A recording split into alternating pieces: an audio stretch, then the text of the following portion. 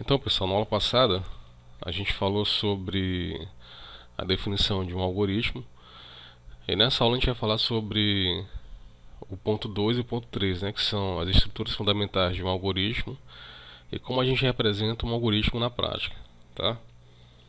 Então, só recapitulando aqui, a gente falou que existem várias formas de resolver o mesmo problema, né? Então, você pode resolver um problema com um determinado algoritmo e outra pessoa com um algoritmo diferente. Então não existe uma maneira correta, digamos assim, né? Aquele algoritmo que é correto, tá?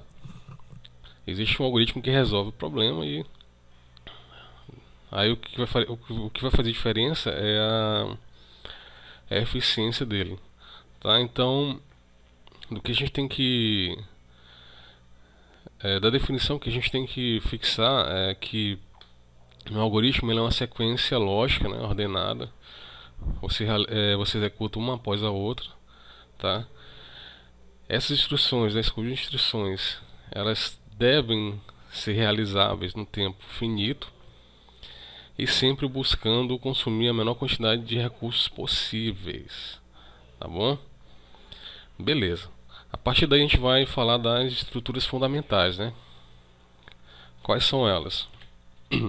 São basicamente três, que são as estruturas sequenciais, as estruturas de repetição e as estruturas de decisão. Então todo algoritmo ele tem pelo menos uma dessas estruturas, tá certo? Então eu botei até a observação aqui, escrever bons algoritmos na prática é saber usar bem essas estruturas. E cada algoritmo desse que a gente deu exemplo, eles contém, né, pelo menos uma dessas estruturas. Então, por exemplo, no algoritmo tomar banho, a sequência na qual ele é executado é importante, né? Você não entra no banheiro de roupa, né? Pelo menos é o que se espera. Aqui também no algoritmo trocar o pneu, você não consegue trocar o pneu sem antes levantar o carro. Você não consegue bater as claras, né? Sem antes ter que quebrar os ovos. Então a sequência, né, na qual eles são executados é importante. Então essa é a primeira estrutura que a gente considera fundamental. A segunda é de repetição, né? Todo algoritmo você vai você vai realizar uma determinada instrução mais de uma vez, tá? Então, tomar banho, por exemplo, você passa o sabonete até que um determinado ponto seja considerado bom para ti. Aqui você gira, né, a chave de roda até que o parafuso fique frouxo, tá? Aqui você bate as claras até que uma determinada consistência seja atingida. Então, a estrutura de repetição ela constitui-se, né, na execução por uma determinada quantidade de vezes é, de um determinado conjunto de instruções ou de apenas uma instrução, tá? E a tomada de decisão ela tá atrelada, né, a uma condicional. Então, por exemplo, aqui no ponto 6, né, a gente vai assar o bolo, né, até que ou se, né, no caso, esse determinado período de tempo quando ele for atingido, tá? A mesma coisa aqui, né? Você para, né? Aliás, se o parafuso estiver frouxo, você para de girar a roda. É um exemplo, tá? Então, para falar um pouquinho mais claro, né? Expandir um pouco a explicação. Aqui nas estruturas sequenciais, eu pus a imagem de uma fila justamente para passar a ideia que primeiro você executa uma instrução, aí depois você executa outra e assim sucessivamente, tá? Então a ordem que a gente já falou, então a ordem que as tarefas e instruções são realizadas é importante, então tem que seguir o passo a passo. E obviamente essa ordem de execução tem que ser lógica, né? Tá? A próxima estrutura de decisão que perdão, a próxima estrutura, né, que no caso aqui a de decisão, ela está ela está atrelada a uma condição. Então você só atravessa a rua se não tiver carro ou qualquer outro automóvel passando. Então você só toma uma decisão a partir de uma condição pré-estabelecida. Você só vai executar uma determinada instrução ou conjunto de instruções se uma determinada condição for satisfeita.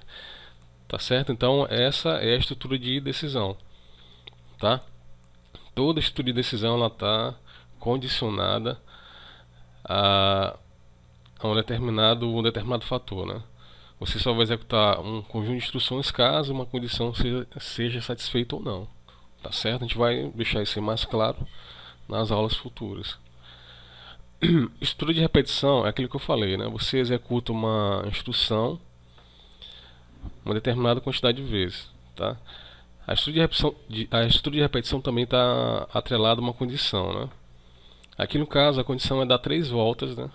Ao redor dessa pista. Ou seja, ele vai repetir essa tarefa, né, de contornar essa pista até que a quantidade de voltas pré-estabelecida seja satisfeita.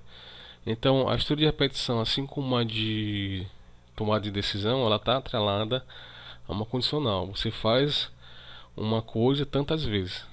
Tantas vezes é uma condição que você pré-estabelece. Tá certo? Então, isso aí são as 3 estruturas básicas, né? Sequenciais, repetição e decisão. E agora a gente vai falar um pouquinho da representação de um algoritmo. Então, olha só, a gente já definiu, já falou das estruturas básicas, né, que são as estruturas sequenciais, tomada de decisão, repetição. E agora a gente vai falar um pouquinho de como a gente representa um algoritmo, né? Como é que tu vai expressar um algoritmo, tá? Então, a primeira forma aqui é através da linguagem corrente mesmo, né? Você pode escrever um algoritmo. Então, por exemplo, calcular a média. Eu escrevi aqui 4 passos, né? Receba a primeira nota, segundo passo receba a segunda, no terceiro passo somar, e no quarto passo tem uma tomada de decisão ali, né? Se essa média for maior ou igual a 7, né? É a condição, então vai exibir aprovado, se não, reprovado, tá? Outra maneira é por meio de fluxogramas, tá? Então esse fluxograma aqui é aquele mesmo algoritmo que a gente mostrou anteriormente, só que expresso por meio de figuras, né? Então essas elipses aqui marcam o início e o final, tá? Esse paralelogramo ele indica a entrada de dados, no caso a primeira e a segunda nota. O retângulo aqui, ó, ele indica um cálculo a ser realizado. O losango ele está indicando uma tomada de decisão, ó. Se essa média for maior ou igual a 7, se for verdadeiro, ele vem para cá, ó, e exibe a mensagem aprovada, se não, ele vem para cá e exibe a mensagem aprovada. Aí o fluxo continua e finaliza o algoritmo. Então você pode expressar por meio de linguagem corrente, né, nossa linguagem natural, que é o português, ou por meio de símbolos, né, de fluxogramas, tá? Sem problema. É o mesmo algoritmo, só que escrito de uma forma diferente. E o terceiro caso, que é o que vai tomar aqui, vai ser o foco do nosso curso, é por meio de uma linguagem de programação. Aqui é o mesmo algoritmo escrito em uma linguagem de programação, no caso a linguagem C, né? Então aqui a gente tem as variáveis, né? Nota 1, nota 2, aqui a gente tem a entrada de dados, ó. Nota 1, ele leu a nota 1, ele leu a nota 2, aqui a gente tem o cálculo, ó. Cálculo da média. E aqui a gente tem a tomada de decisão. É o mesmo algoritmo, tá? Que a gente já citou anteriormente, calcular a média, só que agora é escrito numa linguagem de programação. No nosso curso, né, a gente vai utilizar uma pseudolinguagem de programação, que no caso é o Portugal, tá certo? A gente vai escrever os nossos algoritmos, né? Claro, em um outro momento a gente vai ter fluxogramas ou algoritmos escritos em linguagem corrente, mas o grande foco vai ser aprender a construir algoritmos por meio de uma pseudolinguagem de programação já te preparando para programar numa linguagem de programação futuramente. Então aqui no nosso caso a gente vai utilizar o Portugal do Visual G o Visual, né, 3.0, e a gente vai escrever os nossos algoritmos por meio dessa linguagem. Então aqui a gente tem as variáveis, aqui a gente tem a entrada de dados, ó, leia, aqui a gente tem a parte de cálculo, né, processamento de dados, e aqui a gente tem a saída de dados, né, que é aquela exibição do resultado, tá? Então tá aí. A gente tem, só deixa eu voltar aqui. Todo algoritmo ele tem pelo menos uma das estruturas seguintes, né, que são estruturas sequenciais de repetição ou decisão, e ele pode ser expresso, né, por linguagem corrente, português, fluxogramas, ou por meio de uma linguagem de programação, ou no nosso caso, por meio do Portugal. Tá? Então na próxima aula a gente volta e fala dos tipos de dados.